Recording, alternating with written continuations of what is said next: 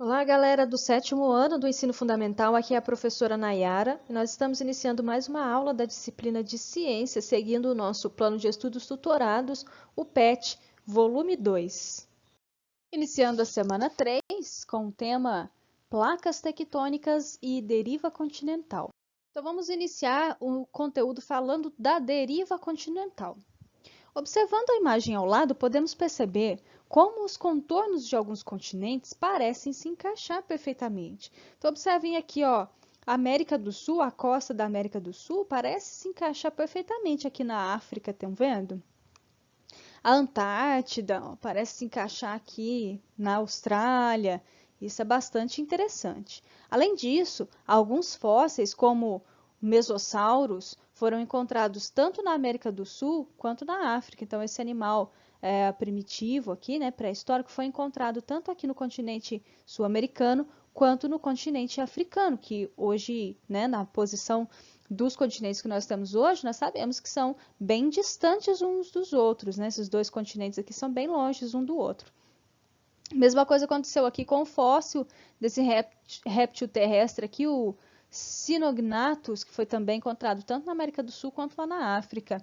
Esse aqui, ó, o Listrosaurus, foi encontrado tanto na África quanto na Índia quanto na Antártida, né? Fósseis. E isso é bastante interessante e intrigou sempre os cientistas. O que essas evidências nos leva a concluir? Com base nessas evidências, o cientista Alfred Wegener propôs que há milhões de anos atrás os continentes poderiam estar unidos, formando um imenso continente único que ele chamou de Pangeia, do grego pan, todo, geia, terra. Então, Alfred Wegener explicou essas evidências, né, da seguinte forma: há milhões de anos atrás, tudo era um único continente só, um grande continente chamado Pangeia. E a Pangeia se separou, se fragmentou, né, se dividiu ali. Com o passar dos anos, esses fragmentos foram se movimentando, se separando, até chegar à configuração dos continentes que nós temos hoje.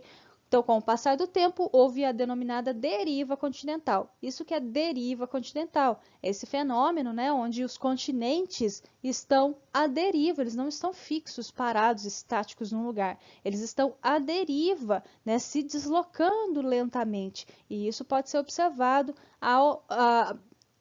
com o passar de milhões de anos, né, onde esses continentes eles vão mudando a sua posição, a sua configuração, como a teoria aí de Alfred Wegener, né, sobre a Pangeia. Segundo essa teoria, o supercontinente Pangeia começou a se dividir em partes menores que se movimentavam até chegar na posição atual dos continentes. Porém, Alfred Wegener caiu no descrédito da comunidade científica por apresentar apenas evidências da Pangeia sem explicar os mecanismos que levaram à sua fragmentação para configurar os oceanos e continentes do modo como são hoje. Então, na época que o Alfred aí falou, né, sobre a Pangeia e tudo mais, para poder explicar essa questão de os continentes parecerem se encaixar, dos fósseis que foram encontrados em diferentes continentes do mesmo animal, né? O pessoal não acreditou muito nele, porque assim até acreditou, achou interessante, mas ninguém investiu muito nessa ideia, porque ele não conseguiu explicar como isso poderia ter acontecido. Né? Era devido às evidências, era bastante plausível, mas como isso foi acontecer? Então, o pessoal acabou aí deixando meio para lá. Mas, passados muitos anos, após a Segunda Guerra Mundial, com a utilização para fins científicos do aparelho sonar, né, e outras tecnologias também com o passar do tempo, o surgimento, né, o desenvolvimento das ciências, né, então foi possível fazer um mapeamento do assoalho oceânico e o estudo de terremotos, e com o estudo também dos terremotos, foi possível afirmar que a crosta terrestre não é uma rocha contínua, mas ela é formada por vários pedaços ou placas de rochas sólidas, as chamadas placas tectônicas. Então, com o passar do tempo, né, com o surgimento de novas tecnologias e tudo mais, os cientistas conseguiram concluir que a crosta terrestre, que é essa camada, né, superficial aqui do planeta, a camada externa do planeta, ela não é inteiriça, ela não é uma rocha sólida inteiriça. Ela é toda fragmentada em pedaços, né, e em placas, e essas são as chamadas placas tectônicas. Com a intensificação das pesquisas ao longo do tempo, também se pode afirmar, inclusive, que essas placas tectônicas flutuam e deslizam, carregando massas continentais e oceânicas, né? Que é um fenômeno relacionado ao movimento das correntes de convecção do magma que ocorre no interior do planeta. Então, depois, né, com a intensificação dos estudos em cima das placas tectônicas, foi possível concluir, inclusive, que essas placas elas se movimentam e elas estão se movimentando, né? Elas continuam aí a deriva, né, a deriva continental. E conforme elas se movimentam, elas se deslocam, elas criam as correntes marítimas, né, as correntes oceânicas. Só que assim, esse movimento é muito sutil, né? Esse deslocamento dessas placas é muito sutil, porque são coisa gigantesca, né? São placas que formam o nosso planeta, são placas de rocha sólida, um negócio imenso. Então, o seu deslocamento se dá de forma lenta, de forma gradual, mas ao longo do tempo, isso é possível, né? Perceber e também com os aparelhos que eles utilizam aí para estudar o interior do nosso planeta, né, fica claro que essas placas elas se movimentam e se deslocam de acordo com o movimento também do magma. O que é o magma? Como nós vimos nas camadas, né, do planeta, nós temos a camada intermediária, que é composta por rochas pastosas, né, derretidas, inclusive a lava do vulcão, né, quando esse magma extravasa para a crosta, é o fenômeno dos vulcões, né, que nós temos ali, que é essa rocha quente saindo do interior do planeta, sendo extravasado aqui para a crosta terrestre. São os vulcões e a lava do vulcão. Então, abaixo da crosta terrestre tem essa camada do planeta constituída por rochas líquidas, no estado pastoso, né, extremamente quente lá, conforme se avança para o interior do planeta, as temperaturas sempre são bastante quentes, a temperatura vai aumentando, então as rochas elas derretem, ficam no estado pastoso e a crosta terrestre está logo acima dessas rochas derretidas, né?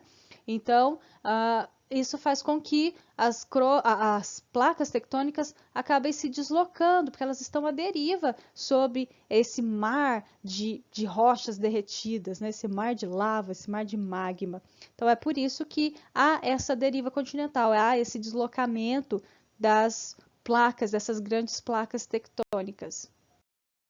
Entre as dezenas de placas, as principais são a placa africana, que é essa aqui, a placa da Antártica, né, que é essa aqui, a placa australiana, a placa eurasiática, a placa euroasiática está aqui, né, a placa do Pacífico, a placa norte-americana, a placa sul-americana, que inclusive é aqui que nós estamos, né? Nós aqui no Brasil estamos sobre a placa sul-americana, a placa de Nazca, cadê a placa de Nazca? Aqui, né? Menorzinha aqui, do lado da sul-americana, a placa da Escócia, a placa caribenha, a placa indiana e a placa das Filipinas.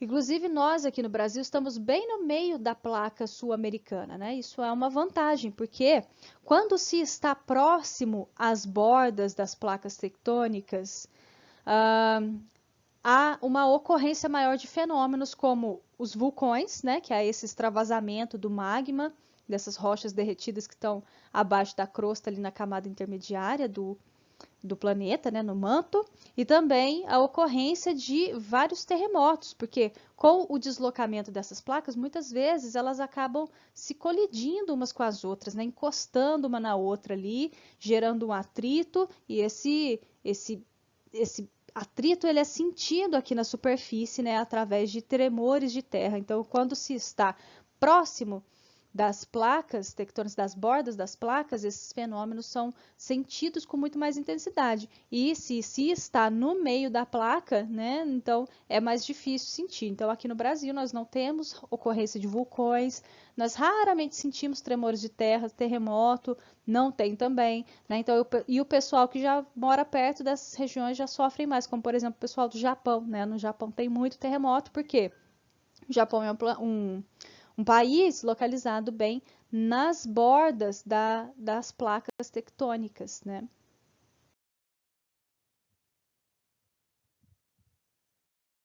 Então, por hoje é só, pessoal. Espero que vocês tenham gostado do conteúdo deste vídeo, assistido todo com bastante atenção. Caso vocês tenham dúvidas ou precisem de ajuda, é só me mandar mensagem lá no grupo do WhatsApp ou no Google Classroom. Estou sempre à disposição. Eu vou ficando por aqui. Até a próxima. Abraços. Tchau, tchau.